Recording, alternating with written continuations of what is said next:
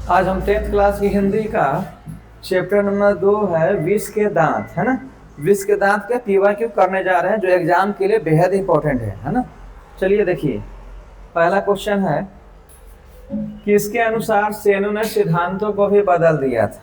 ठीक है, यानी कह रहा कि सेन साहब जो है किसके अनुसार सिद्धांत बदल दिए थे। बेटियों के अनुसार, खोखा के अनुसार, मदन के अनुसार, गिरधर के अनुसार। तो यहाँ ध्यान में रखना, सेन साहब जो है खोखा यानी अपने बेटे के अनुसार सिद्धांत बदल दिए थे। ऑप्शन हो जाएगा बी। और खोखा का दूसरा नाम कासु भी है। ठीक है, खोखा का दूसरा नाम क्या है? कासु। नेक्स्ट क्वेश्चन पे चलते हैं हम लोग। ऐसे ही लड़के आगे चलकर गुंडे, चोर, डाकू बनते हैं, यह पंक्ति किसके पात्र ने कही है ना। यानी कहा गया कि ऐसे ही लड़के गुंडे, चोर और डाकू बनते हैं, किसने कहा? सेन साहब की पत्नी, गिरधर, सेन साहब या सोफर। तो ये जो वाक्य बोले थे सेन साहब, जब मदन को मार पड़ रहा था और उसकी आवाज इसके कमरे तक आ रहा था, तब जाके सेन साहब बोले थे कि ऐसे ही लड़के गुंडे, चोर और डाकू बनते हैं। नेक्स्ट क्वेश्चन पे चलते हैं। नलिनी विलोचन शर्मा का जन्म कब हुआ था? देखिए डॉट डॉट दे दिया। नलिनी विलोचन शर्मा का जन्म कब हुआ था? 1914, 1915, 1916, 17। ध्यान में रखना, नलिनी विलोचन शर्मा का जन्म 1916 में हुआ था। ऑप्शन हो जाएगा सी। खोखा के दांत किसने तोड़े? बहुत इंपॉर्टेंट है। खोखा जो कासू था उसके दांत किसने तोड़े थे? मदन ने, मदन के दोस्तों ने, सेन साहब ने या गिरधर ने? तो खोखा के दांत जो था मदन ने तोड़े थे। खोखा के एज का ही जो लड़का था मदन, दोनों के बीच में लट्टू खेलने को लेकर विवाद हो चुका था और उसी के बीच में दोनों के बीच झगड़ा होने लगा और मदन ने खोखा को 2 दांत तोड़ डाले थे। नेक्स्ट क्वेश्चन पे हम लोग आते हैं। विष के दांत पाठ की विद्या है, निबंध, व्यक्ति चरित्र, कविता, कहानी। तो ऑप्शन हो जाएगा डी, कहानी है। सेन साहब की कार की कीमत क्या है ना। सेन साहब की जो कार थी काले रंग की, ब्लैक रंग की, उसकी कीमत पूछा जा रहा है। 7,500, 8,500, 9,500, 7.5 लाख। ठीक है, उस समय जो कीमत थी सेन साहब की जो कार का 7,500। ऑप्शन हो जाएगा ये। सेन साहब की आंखों का तारा कौन है? सेन साहब की आंखों का तारा है ना, उनका इकलौता बेटा था। यहाँ देखो, कार, खोखा, खोखी, सभी। ध्यान में रखना, खोखा उनका बेटा का नाम था खोखा और दूसरा नाम क्या था? कासू था। ठीक है ना। नेक्स्ट क्वेश्चन पे चलते हैं हम लोग। मोटर को कोई खतरा हो सकता है तो किससे? मोटर यानी जो उसका कार था, खतरा हो सकता है तो किससे? खोखा से, मदन से, सीमा से, शेफाली से। तो आपका आंसर हो जाएगा खोखा से। खोखा जो हमेशा मोटर के पीछे, कार के पीछे पड़ा रहता था, है ना। कभी टायर से हवा निकाल देता था, कभी कांच तोड़ देता था। तो उनका जो इकलौता बेटा था खोखा, मोटर के पीछे हमेशा पड़ा रहता है।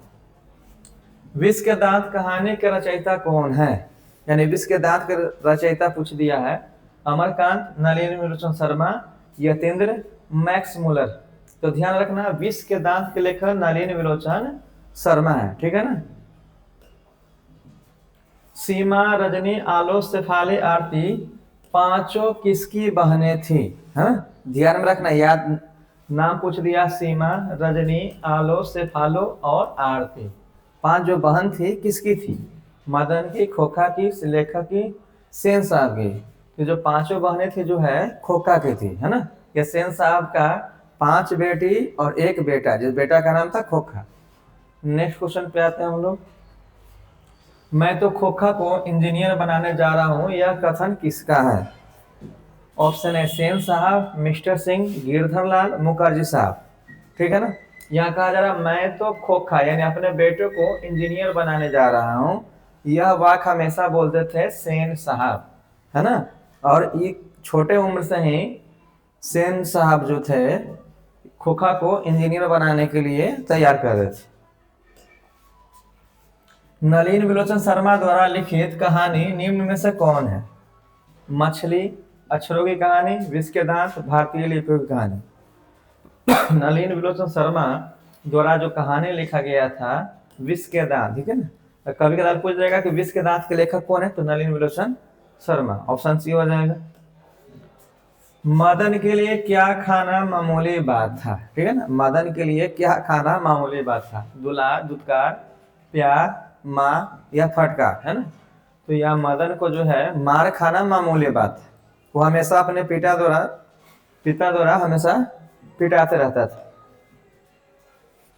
सेन साहब की 5 लड़कियों कैसी थी, है ना, 5 लड़की के बारे में पूछ दिया कि कैसा था, व्यवहार कैसा था। उदंड, नासमझ, मूर्ख, सुशील। तो 5 लड़कियां सुशील थी।